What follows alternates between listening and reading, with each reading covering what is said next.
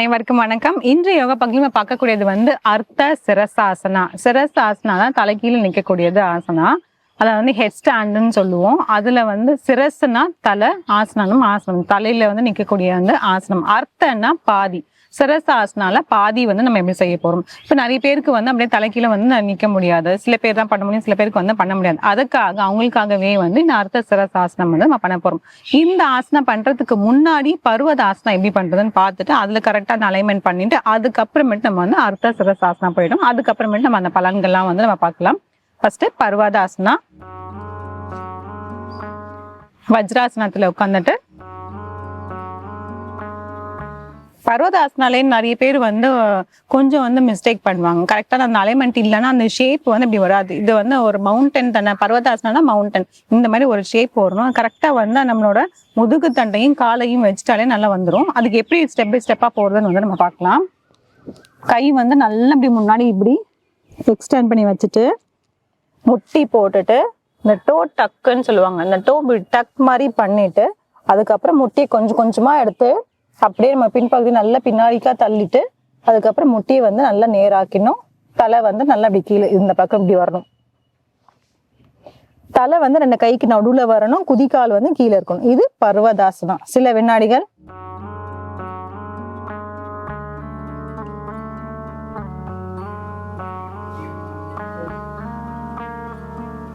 தளர்த்திக்கலாம்.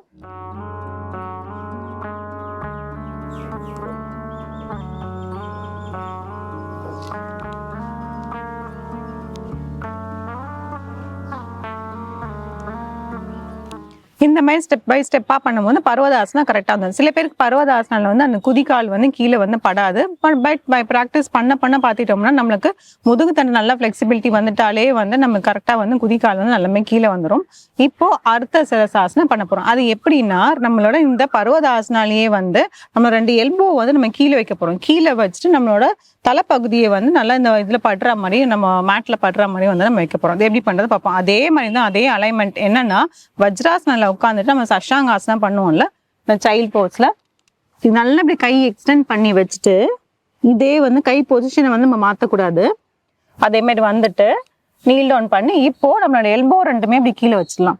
கீழே வச்சுட்டு அதுக்கப்புறமேட்டு இப்போ பர்வதாசனாக்கு போற மாதிரி அதே மாதிரி போகணும். கால் கொஞ்சம் தள்ளி வச்சுட்டீங்கன்னா குதிக்கால் கீழே வந்துடும். இப்ப தலைப்பகுதியை கீழே கொண்டு வந்துடலாம். சில வினாடிகள்.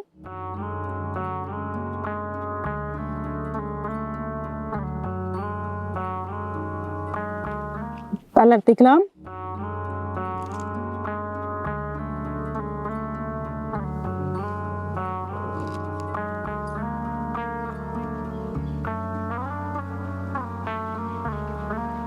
பர்வதாசனாலே கால் கீழே வந்தா மட்டும்தான் இதுலயுமே நமக்கு வரும். இப்ப இதுல பண்ணும்போது கொஞ்சம் வலிக்கதான் செய்யும். இந்த மாதிரி பண்ணும் போது நம்மளுக்கு இந்த காஃப் மசில் ரொம்பவே வலிக்கும்.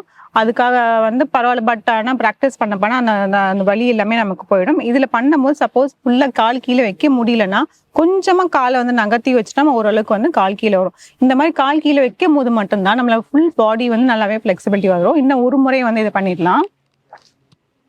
அதே மாதிரி வச்சுட்டு எல்போ கீழே வச்சுட்டு இப்படி கொண்டு முடிஞ்சா தலைப்பகுதி கீழே கொண்டு வந்துடலாம். 1 2 3 4 5 6 7 8 9 10 தளர்த்திக்கலாம்.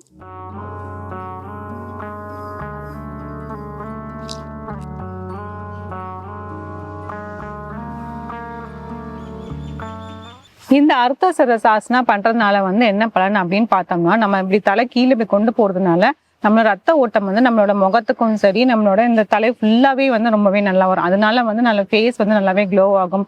அதுக்கப்புறம் முடி உதிர்தல் அந்த மாதிரி ஏதாவது இருந்துச்சுன்னா அதுக்குமே நல்லா கேட்கும். ஓரளவுக்கு இப்ப நம்ம 10 வினாடிகள் வச்சிருந்தோம். அதே மாதிரி கொஞ்சம் கொஞ்சமா நம்ம இன்க்ரீஸ் பண்ணி போறோம். ஒரு 15 வினாடிகள் 20 வினாடிகள் அந்த மாதிரி வச்சுட்டு நிறைய டைம்ஸ் நிறைய செட்ஸ் அந்த மாதிரி பண்ணிட்டே இருந்தோம்னா நல்ல பலன்கள் வரும்.